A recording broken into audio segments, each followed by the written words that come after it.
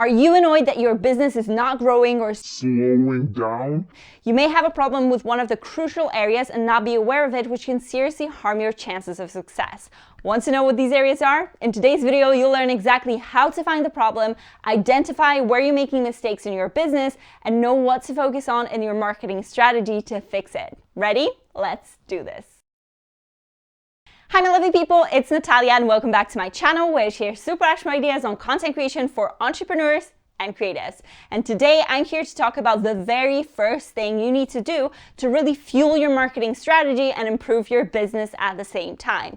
Whether you're starting out or you already have tons of clients, you need to look at your business from another angle to see exactly what to laser focus on. We all know that time and energy are limited, so don't waste it and identify exactly what should be fixed in your business to grow fast. And I have a solution for you which will help you improve these problematic areas that hinder your growth. This is a simple method which will help you do it easily, and it's called the pirate metrics.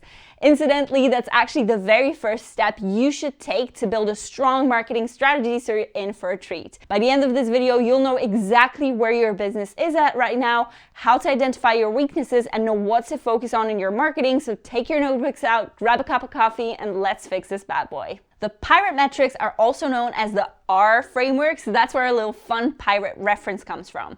The AARRR stands for acquisition, activation, retention, referral, and revenue, and they all correspond to a specific point of your customer's journey from when they first get into contact with your brand right to where they buy from you. So let's talk about all these 5 steps and how you can measure your effectiveness in these areas so that you know what you need to focus on in your marketing. Number 1, acquisition. This is the very top of your funnel and it's about measuring how people are finding you. So first, you need to identify the main point of interaction that customers have with your brand. If you have an online shop, this will be your website. And if you sell products physically in a brick and mortar shop, that's going to be your main touch point. And of course, I will focus more on a digital perspective here, but you should understand the premise of these steps for any business after watching the whole video. So you could be a beauty YouTuber, in which case YouTube is the main touch point, or a fashion influencer, and Instagram would be the focal point of interaction. My central touch point was YouTube because my focus was 100% on becoming a content creator here on the platform. So initially, that was the most important place for me, even more important than my website, which worked more as a business card. Now that you know what your main customer touchpoint is, you need to figure out how people are getting there. So where did they come from? What's the main source of traffic there? They could be coming from various social media channels, from Google searches, from any paid ads you're running, from events you're attending and promoting your business, any networking you do, etc. What you need to measure here to check how your acquisition is doing is your website traffic, for example. So the crucial thing is to identify the main channels that this traffic is coming from. So in the case of your website, you can do it using Google Analytics, where you simply go to the acquisition tab and see where the bulk of your traffic is coming from. A great practice is also to understand how expensive or inexpensive these sources are for you. You could be spending a lot on ads and spend time creating them and setting them up, and that's how some of your traffic is generated. Then you could also have a ton of organic hits from TikTok and spend virtually no money on it, apart from all the time you take creating content there, of course. And once you know where the traffic is coming from and whether the source is low or high cost, you can then identify your MVPs in this area and double down on them. And of course, the perfect option will be a low-cost channel that drives a lot of traffic. So with the acquisition, you measure the amount of traffic, the sources of traffic, and how costly they are. You could also make sure you check how your ads are performing, if you do any sort of paid advertising, or how well your website is doing, meaning if people stay on it or bounce quickly, which is called a bounce rate. Now, while we're here, make sure you subscribe to the channel because next week I'll share what you can do in your marketing specifically to fix each of these areas we're talking about here, so stay tuned for that one. Number 2, activation. A lot of people focus on lead generation, but acquiring a lead is merely the very beginning of their journey with your service or product. So the next step is to make sure they get to experience what you have to offer. Activation is about how well you're engaging your customers. This is where someone visits your profile, your channel, your website, your store, and does something, takes a specific action.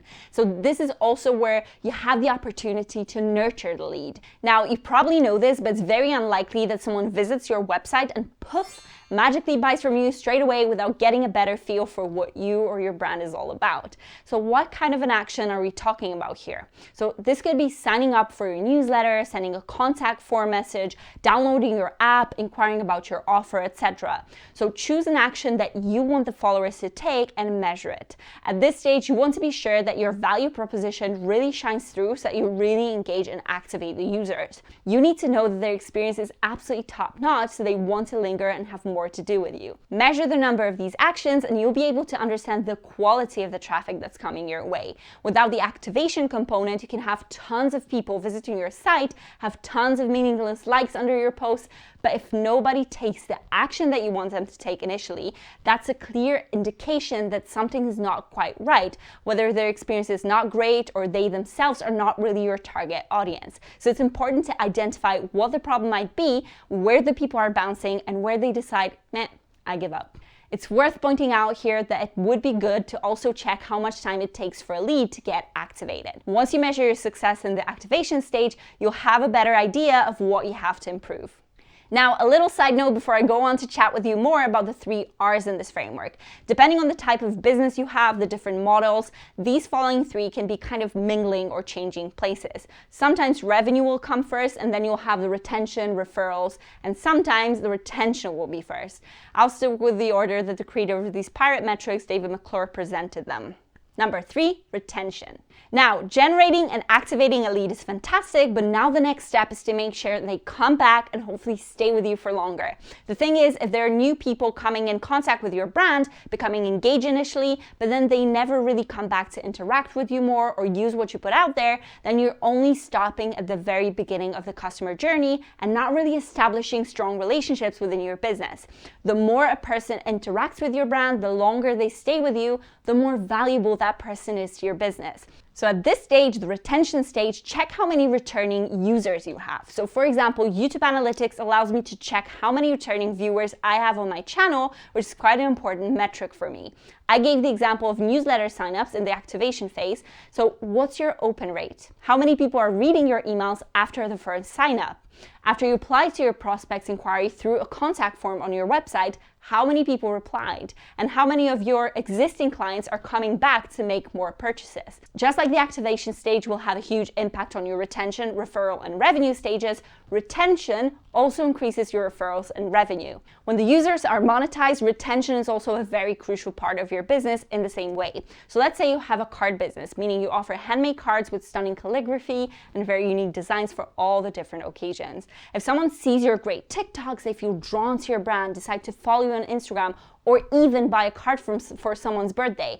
They went through the first 2 steps, acquisition and activation. But then they never come back to buy other cards for other occasions, and that's pretty much the whole life cycle of this customer and your business. So imagine now you excel at customer service, provide some great resources through content that are sent to her right when she orders, and you basically take care of your client really, really well, both with the order itself and through your content around it. So the client is so impressed by the great gift suggestions they received in the form of a blog post, you leave a highly positive emotion with them after the first purchase, they decide to buy another card from you, and then another, and a gift box the next time. You see what I mean here?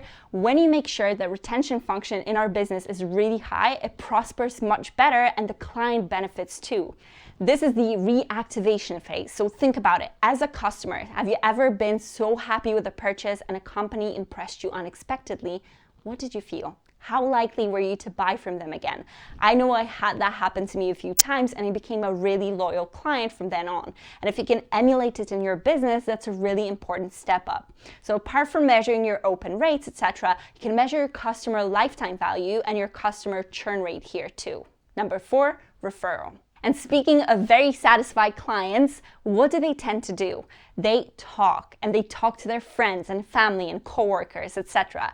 If their experience with your brand was so good, they're very likely to share it with the world. Whether it's in a form of a great testimonial provided to you after a purchase or a review on Google, whether it's a share on social media from someone who is not even a client but a loyal follower who has a potential of turning into a client at some point, or even a lovely post of appreciation, or whether it's done among a group of friends at a party who are looking for great solutions. And what better way to trust a brand that when you hear about a really great experience from your best friend? Referrals are one of the best ways to acquire new customers because they're not cold leads. They didn't find you randomly on Instagram, and they don't need to dive in to actually see whether they want to purchase anything. They're much warmer leads because they've heard about you from someone they themselves trust, and that's invaluable. Now, how do you measure this stage? Well, apart from actually checking how many shares you get on social media or how many testimonials or reviews people have shared across various platforms, you could also check what's called a Net Promoter Score.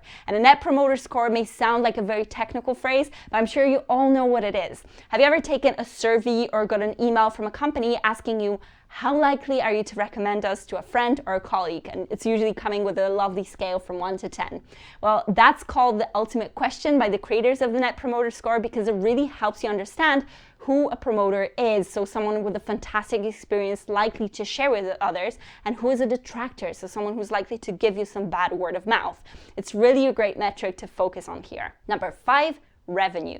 And now, last but not least, or at least not last sometimes, but still not the least, the revenue. Well, there's no business without the revenue, and I'm sure if you're watching this video, you are at least in some way looking to turn your followers into clients or monetize what you put out there one way or another. The obvious metric to check in here is conversion rate. So how many people who are activated actually purchase from you? How many use the discount code that you offered? But you also need to take into consideration the customer acquisition cost, meaning how much you actually spent to convince your customers to buy from you, and also compare it to the average customer lifetime value as well, so the total revenue you generate from a single client. Okay, so what's next? Now that you've measured your brand's success in all the different areas, you should know exactly what you need to optimize to improve your business. And believe me when I say all these phases, the acquisition, activation, retention, referral, and revenue, have a direct impact on the overall health of your business. If one is lacking, you're probably missing out on some great opportunities. If one is improved, all others tend to improve as well. So it's well worth having a simple tracking spreadsheet to see how these metrics do over time. Whenever you improve a part of your business, you need to have a way of seeing that improvement, and tracking those metrics regularly will help you understand it better. But of course, keep it simple and don't overdo it. Choose the KPIs, so key performance indicators, that are crucial to your business across all 5 of these areas, and track them. But don't go crazy and measure all the different indicators at all times. You don't want to drive yourself crazy with the performance tracking, but actually focus on making small positive changes with their help. Okay, now once you know which areas are lacking, this is what you need to focus on in your marketing strategy. For those of you who are just starting out or fairly new on their journey, acquisition and activation are the first 2 areas that are likely going to be your point of focus. After all, if you have no traffic, you have no one to retain, no one to recommend you, no one to monetize. But if you're someone who has a lot of customers but they never come back to buy again, retention will be your key area to refine. And next week we're going to chat about how you can actually improve these metrics through your marketing. Okay, you have a great foundation to start improving your business. Now you need to take the second step and work out the remaining parts of your marketing strategy. Be sure to watch this video next because it will guide you through the process step by step. There's a whole path laid out for you. You just need to take action and start growing strategically. That's your sign to finally step up your marketing game. And don't forget to subscribe because next week I'm bringing a follow-up to this video where I'll show you exactly how you can fix each of these areas of your business with marketing. So stay tuned for that one. Tell me in the comments which area of your business you're going to focus on improving next. I'm so grateful to have you all here, and it's awesome that you stayed till the very end. I can't wait to see you next time.